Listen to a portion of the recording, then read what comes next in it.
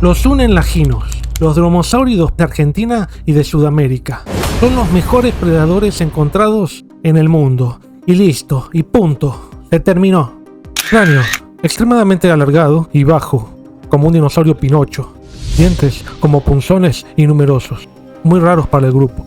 Brazo, con gran capacidad de movimientos hacia arriba, en el hombro. Pelvis y patas, con mezcla de aves y dinosaurios no avianos. Obviamente, un segundo dedo del pie, con una garra grande y recurvada y cola alargada pero móvil. Características generales de los unenlaginos, los primeros conocidos del grupo de los dromosáuridos para Sudamérica. ¿Pero crees que eso es todo? No.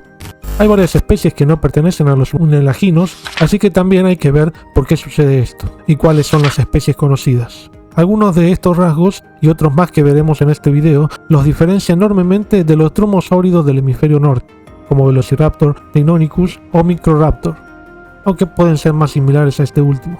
Lo que demostró que la diversidad del grupo es mucho mayor a la conocida hasta el momento. Incluso fueron recientemente reinterpretados como aves. Sí, como aves. ¿Tiene sentido esto? Y lo que aún queda por saber.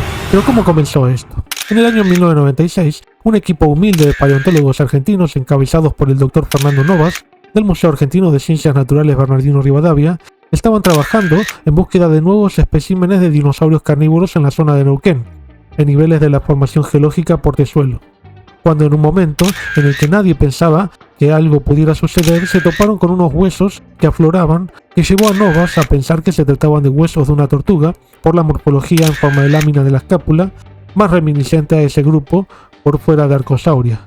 Pero mientras más material fue surgiendo, más dudas fueron apareciendo sobre su identidad. Enyesaron los restos, con el sedimento en el típico bochón, y los llevaron al Museo de Buenos Aires para prepararlos y estudiarlos.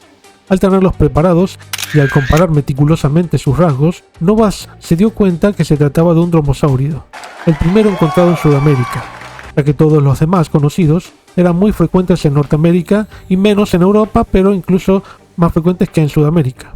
Uno de los rasgos que más llamaron la atención en un primer momento fue la articulación del húmero en la cavidad glenoidea, o sea, el hombro. Eso que aún no habían encontrado un cráneo.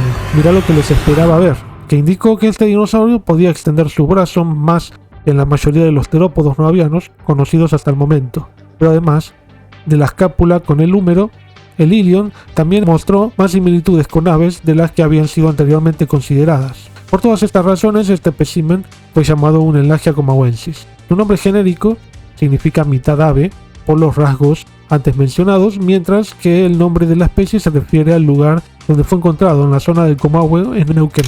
Junto con este nuevo dromosáurido, o sea, de los mismos niveles, perteneciente a un grupo con significativas diferencias con los norteamericanos, también apareció otra especie, Neuquenraptor argentinus, consistente en una pata incompleta, que demostró pertenecer a un nuevo grupo de dromosáuridos de Sudamérica, pero fue descrito muy posteriormente a los materiales de Unenlagia en 2005, debido a las limitaciones en los tiempos de preparación y el personal en su momento.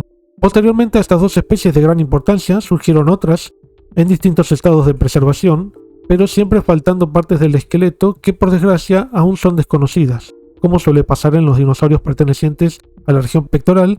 Se conocen escasos restos de gastralia, pero no se sabe si tenían esternón y si tenían costillas externales como la tiene el Velociraptor, así como no se sabe muchos detalles de gran parte del cuerpo de distintas especies por estar muy incompleto. Tal es el caso del propio Unenlagia comahuensis y del Unenlagia painemili, que es la otra especie del género, con diferencias observables en el húmero, así como en ilion, pubis y vértebras, que veremos un poco más en detalle acá.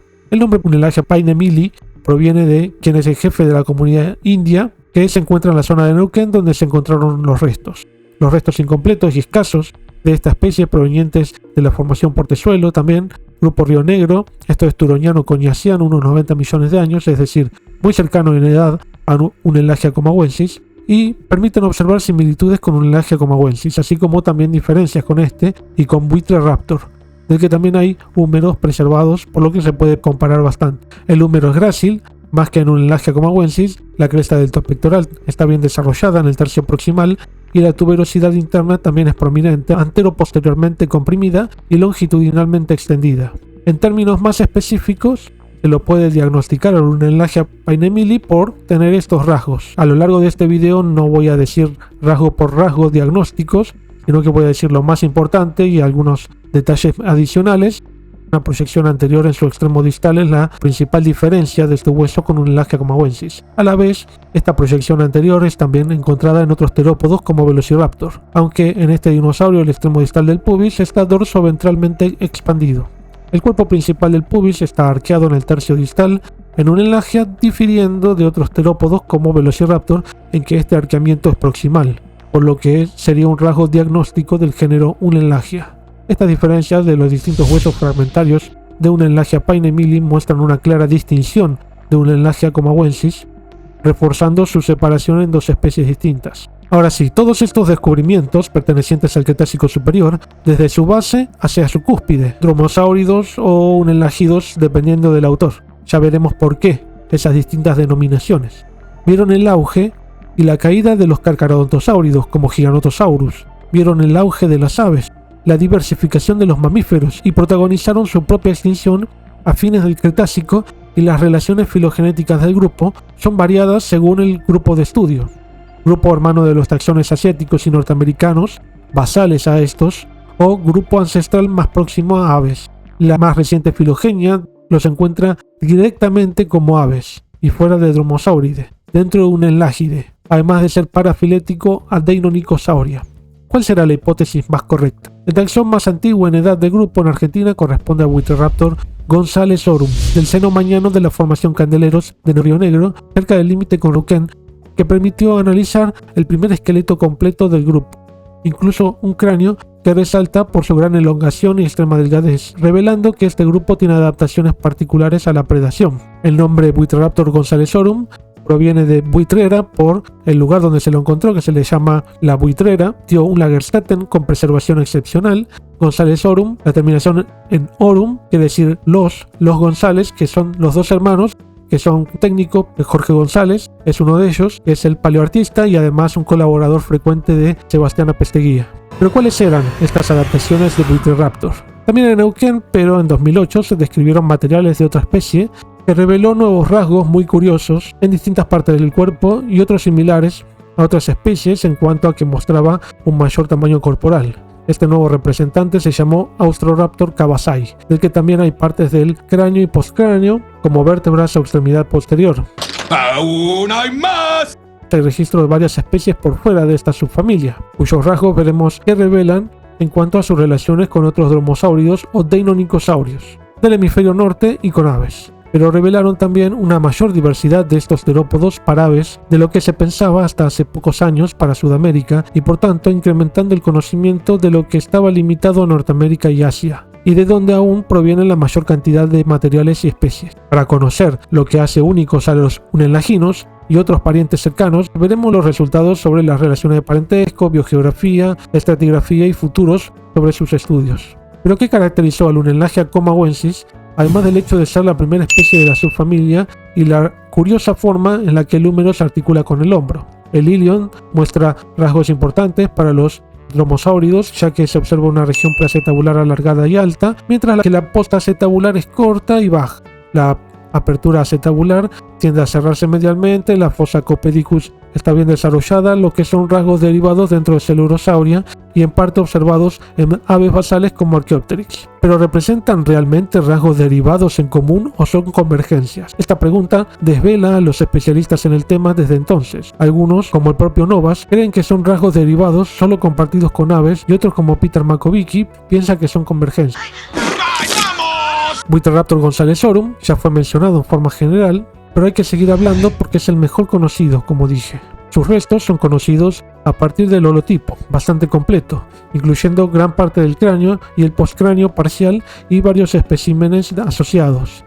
La extraordinaria longitud del cráneo del holotipo de esta especie supera largamente la longitud del fémur en un 1.25 veces, o sea, el 100% más un cuarto más del largo del fémur. Rasgo que comparte hasta cierto punto con Austroraptor cabasai, pero que desafortunadamente es imposible de comparar con otras especies de unelaginos porque no se han preservado más que dientes en los casos que se conocen estos elementos, ¿no?, en esas especies. El cuadrado posee forámenes neumatizados, y el dentario un surco extendido a lo largo del hueso. Los dientes no son aserrados y tienen un esmalte tipo estriado con bultitos. a diferencia de los dromaeosáuridos del hemisferio norte, cuyos dientes sí son aserrados con dentículos y carena. Esto es fundamental de los unenlaginos. Esto es único. Para diferenciar al Buitreraptor gonzalezorum en cuanto al cráneo, Gianecchini y colaboradores utilizaron los siguientes rasgos del cráneo, y que son más similares a algunos unenlaginos, al único que se conoce un cráneo relativamente completo como es el Austroraptor, pero también tiene muchas similitudes este cráneo con Rajonavis. También en el postcráneo se pueden ver estos otros rasgos que también comparte con Rajonavis, por ejemplo, con otros unenlaginos, microraptores y troodóntidos basales. En uno de los especímenes referidos se preserva solo parte del postcráneo, pero consistente de numerosos huesos, entre ellos de los miembros, cinturas y vértebras, provenientes de la formación Candeleros, cuyos sedimentos están expuestos en el nivel fosilífero Cerro Tres Lomas. En una estancia de la familia Montoya en Río Negro, Argentina, del lugar se conocen numerosos restos fósiles de vertebrados componiendo la fauna como cocodrilos, otros terópodos, lepidosaurios, mamíferos y dipnoos, además de otros restos. Los nuevos materiales indicaron más rasgos diagnósticos de la especie, pero que están presentes fundamentalmente en este espécimen. Las vértebras caudales fueron posteriormente reanalizadas por Mota y colaboradores 2017, después de este análisis de este nuevo espécimen, para establecer las características que permiten reconocer su punto de transición entre las vértebras caudales proximales y las vértebras caudales distales. De las 17 vértebras caudales, al igual a qué altura de la cola pertenecen las vértebras caudales recuperadas de este nuevo espécimen. Es importante establecer esta transición, ahora veremos por qué. El punto de transición, según Makovicky, está entre la 7 y la 8 del Buitreraptor holotipo, mientras que Novas y colaboradores lo reinterpretan como de la 5 a la 7. Y el reanálisis de Mota y colaboradores lo posicionó entre la 9 y la 11, como sucede en troodóntidos. Este punto de transición lleva consigo un menor desarrollo a pérdida de las espinas neurales y menor desarrollo de proceso transverso. Pero ¿para qué es importante este establecimiento del punto de transición proximal a distal de la cola?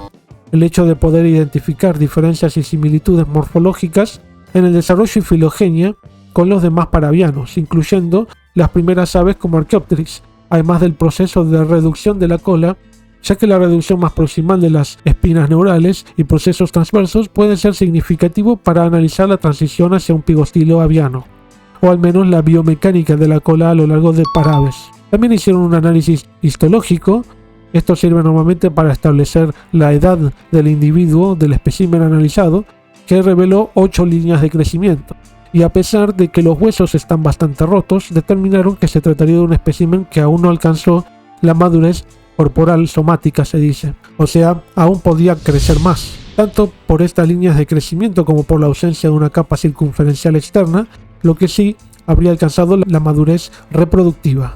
Gianecchini y colaboradores, en otro trabajo de Buitreraptor, también reconstruyeron la musculatura del miembro posterior y la cintura pélvica, identificando 29 músculos con distintos niveles de certeza y de probabilidad en esta identificación de acuerdo a metodologías propuestas por otros investigadores. Las reconstrucciones de inserción muscular y su probable funcionalidad permitieron observar rasgos que podrían relacionarse con hábitos cursoriales más marcados que en los eudromaeosáuridos de la Eurasia, que usarían más las garras del pie para despachar a la presa con ayuda de los músculos en los metatarsos. Esto quiere decir que evidentemente los unenlaginos tenían una gran capacidad para correr, para desplazarse con sus extremidades posteriores. En Buitreraptor, este estudio de Gianecchini reveló que la curvatura del borde dorsal del ilion estaría relacionada con un incremento en la capacidad de abrir la pata o abducción por la posición más lateral del músculo iliotibialis, posiblemente para combatir la acción del suelo al cerrar la pata cuando ésta entra en contacto con el suelo,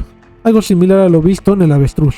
También se ve algo similar en el ala preacetabular, que es larga pero con músculos protractores como el iliofemoralis, o sea que tiende a llevar hacia adelante al fémur, al muslo, y flexionarlo, ¿no? Mientras que el iliofibularis estaría relacionado con los retractores, llevar hacia atrás, más bien el iliofemoralis, y llevar hacia atrás el iliofibularis, retractores, es del ala postacetabular. Por otro lado, un menor movimiento de rotación de la cadera o de influencia de la cola podría adjudicarse a la reducción del cuarto trocante del fémur o caudofemoralis. El tobillo tiene un menor movimiento de flexión por la inserción proximal en el metatarso del músculo tibialis anterior, permitiendo un amplio rango de movimiento del pie durante la carrera o desplazamiento en general.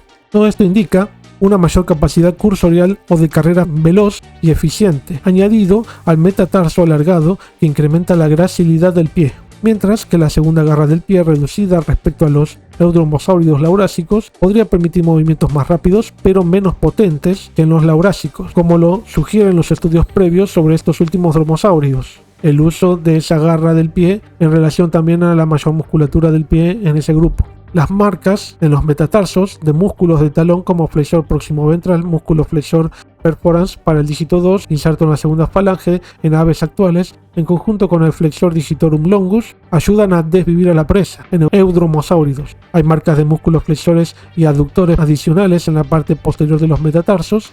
Estas están ausentes en Buitreraptor, indicando grandes diferencias en las estrategias de caza y de la forma en la que desviven a la presa. El análisis de la cintura pectoral, por otro lado, es un estudio distinto en aves actuales como rea americana, con aves basales como Archaeopteryx o algunos unelaginos como Buitreraptor, reveló que los miembros de este grupo de predadores argentinos probablemente ya estaban los caracteres que poseerían las aves, como la gran capacidad de aducción o de levantar los brazos y de cierta potencia para el vuelo. ¿Qué pasaría con el canal trióseo y la relación con el esternón? Son algunas cosas que dejan como propuestas cercanas a las aves. Este resultado, sin embargo, genera grandes dudas debido a la sobresimplificación de las interpretaciones y el hecho de que estas sean las similitudes de la cintura pectoral entre aves actuales y Buitreraptor no es probado claramente en el estudio. Solamente dicen el coracoide tiene un mayor largo de Buitreraptor en esta región, entonces quiere decir que tenía algo convergente con el canal trióseo. Entonces es demasiado conducente a hacer una reconstrucción de los músculos, un estudio de la biomecánica, hay que hacer disección de aves y disección también de reptiles, aunque claramente hubo una mayor orientación dorsal de la articulación del hombro en comparación con otros predadores o deinonychosaurios de estos unelaginos. Esto requiere mayores estudios para poder valorar las razones de esta anatomía y biomecánica del húmero de los unelaginos y sus implicaciones, primero con otros dinosaurios no avianos y segundo con su potencial importancia en aves. Obviamente los autores,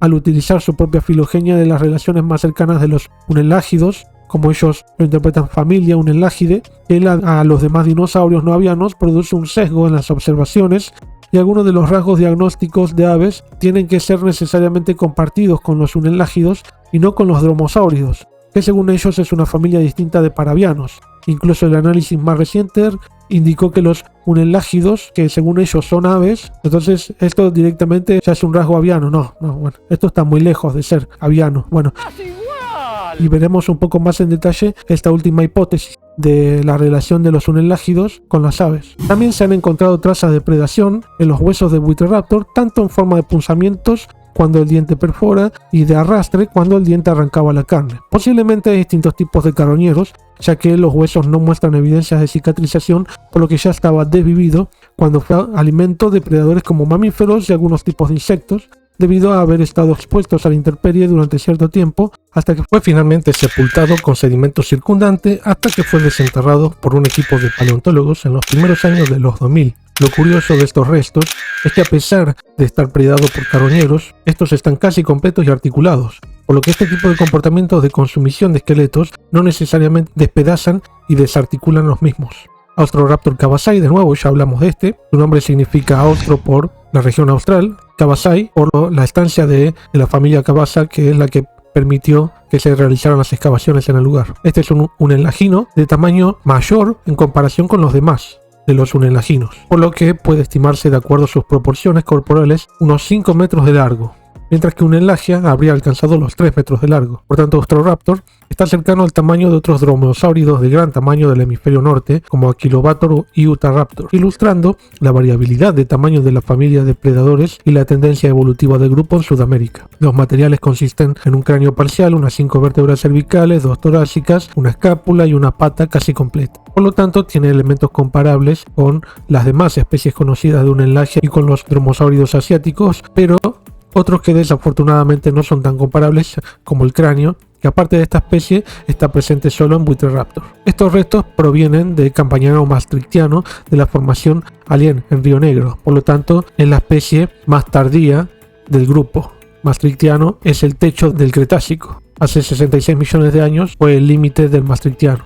Además de los rasgos diagnósticos que se mencionan, una característica llama la atención en esta especie y es una proporción en la longitud del antebrazo respecto a las patas que es menor que en otros unelaginos y para la mayoría de los dromosáuridos. Posiblemente relacionado con su gigantismo, la anatomía se diagnostica por estos rasgos tanto del cráneo como del postcráneo. Son numerosos y se comparan con tanto dromosáuridos laurásicos como otros unelaginos y troodóntidos incluso. Otro unelagino del grupo es Diuquín lechihuane, de la formación geológica bajo de la carpa, de edad santoniana, unos 83 millones de años, o Cretácico superior terminal. El nombre proviene del mapuche, que se habla en algunas zonas de Neuquén y significa ave de presa, y la especie lechihuana se refiere a una bruja de la película Nazareno Cruz y el Lobo, de Argentina, de los años 70, del director Leonardo Fabio. Anticipaba que el protagonista de la película se convertiría en lobo, como el Diuquín se convertiría en ave. Sus restos consisten en vértebras fragmentarias, una sacra posterior y una caudal, un húmero y fragmentos, algunos de los cuales podrían corresponder a vértebras. Los rasgos diagnósticos de esta especie son estos, todos del postcráneo, tanto de las vértebras como del miembro anterior. Sin embargo, los rasgos observados en la vértebra sacra son difíciles de comparar con otros miembros del grupo porque no están preservados o están muy fragmentados. El húmero muestra dos depresiones asociadas muy probablemente a trazas de dientes de un predador que mordió el hueso, y como no hay señales de cicatrización, evidentemente estas trazas ocurrieron cerca de la pérdida de la vida del dinosaurio, perimortem o postmortem. Estas son solo trazas de puntazos, por lo que indicaría que no hubo arrastre de los dientes por el hueso. Ahora vamos a Neuquén-Raptor argentinus, obviamente encontrada en Neuquén, el raptor ladrón argentinus argentina. Como dije, fue recuperado en una campaña junto con un Enlagia gomawensis, pero fue descrita posteriormente y consiste solo en una pata parcial, pero suficiente para identificar un dinosaurio predador del grupo de los unelaginos. Aunque por las similitudes en el fémur con unelagia se ha propuesto su sinonimia, otros especialistas prefieren mantener la separación debido al escaso número de piezas comparativas entre ambas especies, y aquí hay también algunas diferencias de consideración. Los restos de esta especie fueron encontrados en la formación Portezuelo, grupo Río Neuquén, provincia de Neuquén, edad turoñano-coñaciano, unos 90 millones de años. Los rasgos diagnósticos incluyen estos de este unelagino de tamaño medio. Obviamente, todos estos rasgos son de la región del pie, no de la región del fémur.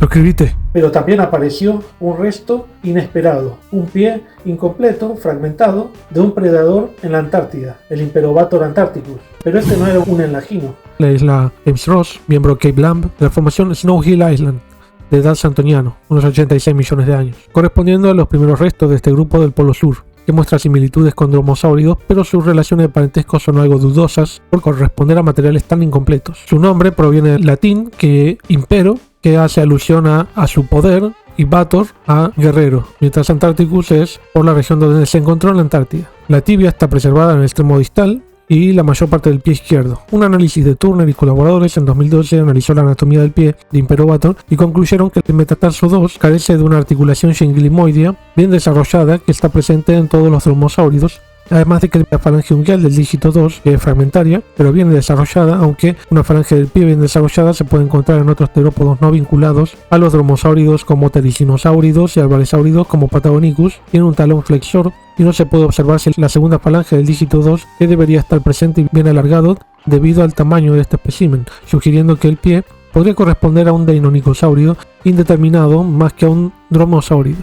Mientras que otro análisis más reciente de Mota y colaboradores este año, 2025, propusieron que Imperobator podría corresponder a un elágido, según su filogenia y sistemática, debido a un pie subarto metatarsal, similar a otros como Austroraptor. También realizaron un análisis filogenético y resultó ser miembro de esta familia, según estos autores, resultado basado en estos escasos materiales. Por lo tanto, es lo que puede decirse, o también podrían estar concluyendo algo sobre lo que no hay suficiente información. Pero estas regiones están muy fragmentarias para conclusiones precisas de sus relaciones de parentesco como lo hacen los autores. Por lo tanto, me parece, mi humilde opinión es que el Imperobator parece más bien un deinonychosaurio indeterminado, como lo plantearon Turner y colaboradores. Otra especie es Pamparaptor micros, es un enlagino colectado en la formación Portezuelo turoniano-coñaciano, unos 90 a 86 millones de años de Neuquén, representando un pie parcial que permite comparar con los mismos elementos de otros miembros del grupo y permite diferenciar esta especie de las demás. Inicialmente se pensó que sus restos correspondían a un Neuquén-Raptor, pero se observaron algunas diferencias claras que hacían pensar que se trataba de una especie distinta cercanamente emparentada con este. Era también más pequeño el pie de Neuquén-Raptor. Sus características obviamente están sacadas solamente de los rasgos de este pie parcial. Este es curioso porque tiene el metatarso 4 comprimido transversalmente entre la mitad distal y subigual en longitud al metatarso 3, entre los demás rasgos mencionados, pero eso es curioso, porque los demás lo tienen subarto metatarsal, el tercer metatarso. El hecho de que los metatarsos 3 y 4 sean subiguales en longitud es encontrado en Troodontidos, pero no en Neuquén-Raptor y Rajonavis. Tanto el metatarso 4 como la proporción entre la primera falange de Neuquén-Raptor difieren de Pampa-Raptor, ya que en este último la segunda falange del segundo dígito es mucho más grande que la segunda falange del primer dígito, mientras que Neuquén-Raptor, la falange 1 del dígito 2, es subigual a la segunda falange del segundo dígito, aunque las proporciones de metatarsos y falanges, en especial del dígito 2, difieren del Neuquén-Raptor, entre otras diferencias más específicas. El nombre de esta especie deriva de Pampa, que son un grupo de indios de la región central de la Argentina, de las Pampas, y Raptor viene de ladrón y micros por su pequeño tamaño. Pero también reconocieron una especie en Brasil, Ipupiara lopai, representado por un dentario y un maxilar, muy incompleto. Hay otros materiales también fragmentarios de dientes, nada más, de Brasil. Pero también hay restos en Colombia y en Chile. Descrita por Brum y colaboradores en 2021, que por desgracia fue destruido durante el incendio que consumió el Museo de Río de Janeiro, por lo que no está disponible para futuras comparaciones adicionales. Este material mostraba similitudes con Buitreraptor gonzalezorum, más que con otros unelaginos o dromosáuridos, aunque también se ha registrado en la formación Marilia, que pertenecen al Maastrichtiano Cretácico Superior Terminal entre 71 y 66 millones de años. Los metatarsos parciales que podrían pertenecer a un dromosáurido, pero no puede ser clasificado más en detalle y no puede decirse si corresponden a Ipupiara o a otro género.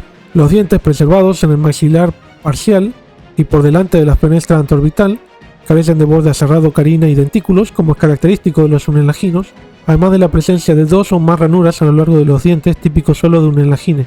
Este maxilar se caracteriza por tener pocos forámenes neurovasculares y 7 alvéolos. Este trabajo se nombró también el grupo Unelaginia, que incluye tanto Unelagia como Rajonavis, pero cada grupo de trabajo utiliza distintas clasificaciones sistemáticas. Los autores del trabajo lo reconstruyeron como una especie posiblemente piscívora debido a los metatarsos parciales. Lo mismo ha sucedido con los hábitos de otros miembros del grupo como Austroraptor. Sin embargo, otros especialistas como Federico Giannichini no están de acuerdo con esta hipótesis y considera que no hay información suficiente para esta sugerencia. Como lo comenté con el Buitreraptor, los unelaginos tenían miembros fuertes, no especialmente para pescar, y los dientes no lo sugieren necesariamente. La pata tampoco tiene el segundo dígito del pie tan desarrollado como los dromosáuridos del hemisferio norte, como para decir que le servía para estos hábitos de pesca. Así que esos hábitos son muy dudosos para esta especie, y para la familia o subfamilia también.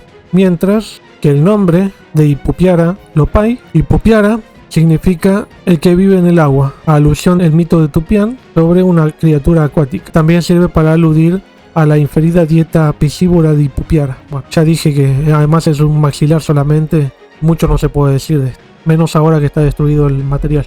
Pero como si el cráneo extremadamente alargado de Buitreraptor o de Austroraptor o la orientación del hombro de la unelagia muy hacia arriba no fueran suficientes, también tenía que aparecer otra especie que no pertenece a los unelaginos, sino que es un dromosáurido cercanamente vinculado, pero de otro grupo, que también tiene una articulación del hombro bastante rara. Es el Oviroraptor chimentoi, que diferenció al Oviroraptor de los demás unelaginos.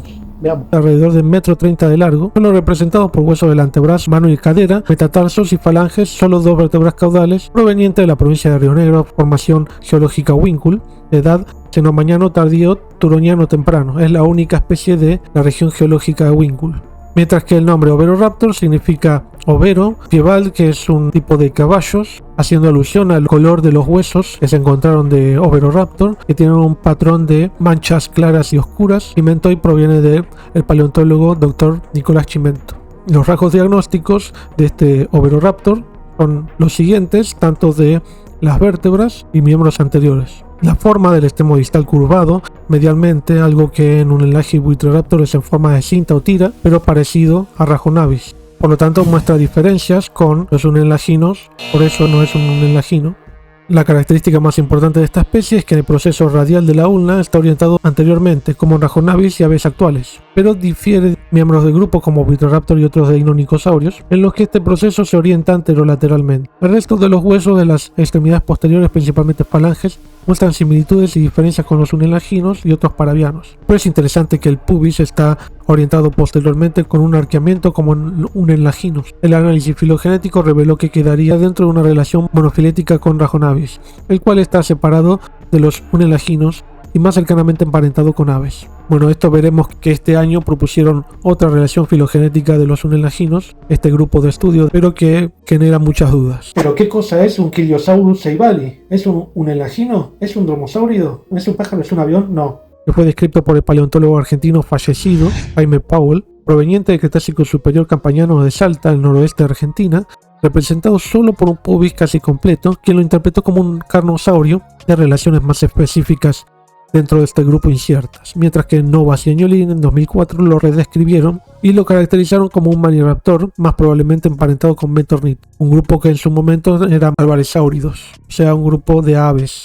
Los alvarezsáuridos en su momento se pensaban que no eran dinosaurios no avianos, sino aves directamente. Por su longitud, un pie púbico corto, ausencia de aprón, orientado hacia adelante en la articulación con el ilion, aunque hay dudas sobre este emplazamiento. En 2006 Novas lo interpretó como un dromosáurido, pero Carrano, en 2012, lo reinterpretó como dentro de Carnosauria de nuevo, más precisamente en Carcharodontosauria, por tanto dejando la interpretación de Novas y Agnolini como errónea. Los materiales son muy incompletos como para detallar más sobre sus relaciones de parentesco. Dentro de las características más importantes, y aún con cierto misterio sobre su uso, son los dientes, los cuales son numerosos, más que en otros dromosáuridos, sin borde aserrado, dentículos, con estrías y crestas en Austroraptor, rasgos que serían diagnósticos de la subfamilia, pero incluso hay diferencias en la conformación de los dientes en los distintos géneros, ya que mientras Buitroraptor tiene los dientes comprimidos labiolingualmente, la Austroraptor tiene los dientes más cónicos, lo que sugiere un uso predador diferente. La falta de dientes con borde aserrado fue propuesto que tienen implicaciones en los hábitos piscívoros según observaciones en el esqueleto de Microraptor, aunque posteriormente Gianecchini propuso que estos rasgos dentarios no implican necesariamente hábitos piscívoros. Además de lo visto en el cráneo de los unelaginos, claramente lo indica. Gianecchini y Suriagus en 2021 describieron las características de la neumatización de las vértebras de Unelagia, las compararon con otros unelaginos, con vértebra dorsal preservada como Austroraptor. Escaneos en corte transversal reveló tejido camelado en el cuerpo vertebral, consistiendo en pequeñas cámaras separados por trabéculas finas. También fueron observadas en unelaginos, como también en Unelagia painemili y Austroraptor cavazai, otros dromosáuridos, otros celurosaurios y algunos tetanuros no celurosaurios, mientras que grupos más primitivos generalmente tienen camerae, que son cámaras más grandes separados por escasos septos más gruesos. El cuerpo vertebral tiene foraminas neumáticas laterales dentro de las fosas, comúnmente llamadas pleurocelos, en vértebras dorsales medias y posteriores, un rasgo inusual dentro de aves actuales y muchos terópodos no avianos. Otra posible fosa neumática se presenta en ambos lados de la base de las espinas neurales, que no está presente en dorsales de otros terópodos no avianos, excepto por el unelagino Unelagia painemili, indicando una posible tendencia en los tipos de neumaticidad a lo largo de la evolución de los terópodos no avianos, como fue indicado anteriormente. Los unelaginos son actualmente considerados en la mayor parte de los análisis como un grupo de dromosáuridos basales, mientras que algunos análisis como el de Agnolini y colaboradores en 2011 encontraron este grupo de terópodos predadores como una familia aparte, separada de los dromosáuridos o incluso de deinonycosaurios, junto con Rhagonavis, y más cercanamente emparentado con aves que los deinonycosaurios en general. Esto se debe a que en su análisis los autores seleccionaron rasgos que están más ampliamente distribuidos dentro de distintos clados dentro de paraves, y seleccionaron de ellos los que los hace únicos a los predadores parientes de Unelagia. Los demás análisis se encuentran a clados del hemisferio norte, más cercanamente emparentados con aves dentro de Troodontidae o Alvarezsauroidea. Estos distintos análisis difieren de los caracteres considerados de mayor importancia dentro de los distintos grupos para su clasificación. Muchos deinonycosaurios del hemisferio norte están preservados muy completos, pero en dos dimensiones, lo que no permite ver muchos de sus rasgos importantes, como la presencia de distintas fosas y crestas, así como cóndilos en algunos casos, mientras que muchos de los materiales estudiados de Sudamérica están preservados tridimensionalmente, pero muy fragmentarios y pertenecientes a pocas partes del cuerpo, por lo que hay áreas del cuerpo o huesos poco contrastables por solapamiento de huesos en distintos especímenes o porque el acceso a colecciones de deinonycosaurios es más complicado a los investigadores del hemisferio sur que a los del hemisferio norte. Entonces no pueden ir a comparar los materiales al exterior, mientras sí hay varios investigadores del hemisferio norte que han visto con más amplitud de materiales del hemisferio sur, tales como Peter Makovicky, por tanto resultando en consideraciones de caracteres para análisis incorrectos o incompletos, o caracteres más ampliamente distribuidos dentro de Parabes, de lo considerado por el grupo de Novas, según los estudios de Makovicky y colaboradores, así como de otros especialistas del grupo. El más reciente análisis filogenético del grupo se publicó en 2025 por parte de Mota y colaboradores del Museo de Ciencias Naturales Bernardino Rivadavia. Este trae consigo un resultado inesperado, que los unenlaginos son en realidad una familia. Ya lo había comunicado este grupo de trabajo, pero además hipotetizaron que son aves, algo que nunca se había propuesto hasta ahora, y que posiblemente cause mucha discusión en el ámbito científico. Además de ser aves y la familia Unenlagidae, en lugar de la subfamilia, también reconocen a la familia Hashcaraptoridae de Asia, un antes dromosáurido de rasgo curioso, acuático, según su autor, pero también genera dudas este hábito, y de Deinonychosauria. Es un grupo parafilético de esta forma, por tanto un grupo que no es natural. Ya veo a varios especialistas en el grupo saliendo a discutir refutando este análisis. Estos resultados reconfiguran toda la estructura de hipótesis de adquisición de vuelo y sus características en Parabes, además de los patrones de adquisición de los rasgos más importantes en los distintos grupos. Un análisis de Gianecchini y colaboradores en 2018 de postcráneo de Buitreraptor recuperó esta especie y a los unenlaginos como una subfamilia dentro de Dromaeosauridae por estos rasgos claros de Dromaeosauridae, como el segundo dígito del pie, con la penúltima falange modificada para hiperextensión y una falange unguial recurvada, es significativamente más grande que la del dígito 3. Las parapófisis de la vértebra dorsal se proyectan formando pedicelos, una cicatriz bicipital de la ulna desarrollada como una cresta ligeramente prominente, un isquion con una cresta longitudinal subdividiendo la superficie lateral en una parte anterior y una posterior, un extremo distal singlimoideo en el metatarso 2. También por otro lado se encontraron restos de un unenlagino, probablemente cercanamente relacionado a Neuquén-raptor, por los rasgos de las falanges unguiales y las falanges pedales no unguiales, de la provincia de Santa Cruz, en la formación Chorrillo, de Maastrichtiano, unos 70 millones de años aproximadamente, de donde provienen abundantes restos de vertebrados recientemente descubiertos, dientes más cónico, esto es similar a Austroraptor, con los típicos rasgos diagnósticos de esta subfamilia. El registro estratigráfico de los unenlaginos se extiende a lo largo de todo el Cretácico superior, del Cenomaniano al Maastrichtiano en Patagonia, Argentina, y evidentemente estaban presentes en todos los países como Brasil, Colombia y Chile, pero representados por materiales aún más incompletos y fragmentarios que los aquí analizados provenientes de Argentina. Pero también es posible que debido a lo que vemos en otros grupos de terópodos con una historia geológica extensa, estuvieran presentes en más amplias regiones geográficas y estratigráficas de lo encontrado hasta ahora. Recientemente se encontraron huellas también que provienen de una edad cenomaniana en Patagonia, Argentina, de probablemente relacionado con dromosáuridos, tal vez incluso con unenlaginos. Y posiblemente encontraremos restos con más rasgos más bien transicionales entre los dromosáuridos del hemisferio norte con los unenlaginos, para poder aventurar hipótesis de qué hacía distintos a estos dinosaurios de los demás, por qué tenían un rostro tan alargado comparado con los demás. Evidentemente este rostro tan alargado, tan especializado, indica eso, una especialización a algo, lo que no se sabe es a qué. A pesar de que los unenlaginos consistan en varias especies, hay muy poco que se sabe sobre ellos y los próximos descubrimientos pueden revelar datos desconocidos para este grupo. En parte ya lo ha hecho para Deinonychosauria, como dije a lo largo de todo este video, los rasgos que difieren del resto de los Deinonychosaurios como dromosáuridos y troodóntidos. Pero si se encontraran restos más completos sería muy informativo. Hasta ahora solo se encuentran restos de esta familia y de dromosáuridos relacionados en Sudamérica y Rajonavis en Madagascar, por lo que hay vínculos claros con otras regiones de Gondwana, sugiriendo posiblemente un origen de la familia anterior al que fue encontrado hasta ahora en edad. Además de todos los estudios discutidos acá, se llevaron a cabo dos tesis doctorales, una de Federico Gianecchini, dirigido por el paleontólogo argentino Sebastián Apesteguía, con una fuerte influencia del paleontólogo norteamericano Peter Makovicky, experto en dinosaurios carnívoros, y la otra tesis llevada a cabo por Matías Mota, trabajando en el Bernardino Rivadavia, bajo la dirección del paleontólogo argentino Fernando Novas, y con cierta influencia del paleontólogo chino Xin Xu, experto en dinosaurios carnívoros. Muchos de los resultados de estas tesis fueron publicados en distintos papers individuales, pero hay otros que aún no han sido publicados. Además de, como comenté en este video, hay dos puntos de vista reflejados, uno de relación de parentesco con los dromosáuridos, conformado por la subfamilia Unenlagidae, la primera, la de Gianecchini, y el otro grupo de estudio reconociendo a la familia Unenlagidae, por fuera de Dromaeosauridae y más recientemente dentro de aves. Una filogenia controvertida que causará discusión en el ambiente, pero que también requiere confirmación independiente de otros investigadores. En tanto a las expectativas a futuro de estudios de la subfamilia Unenlagidae, puedo decir que hay estudios que no se han hecho para este grupo, como escaneos tridimensionales de cráneo, visualización de los vasos sanguíneos y nervios, pero el escaso acceso a esta tecnología en América Latina ha limitado su conocimiento. Dinero.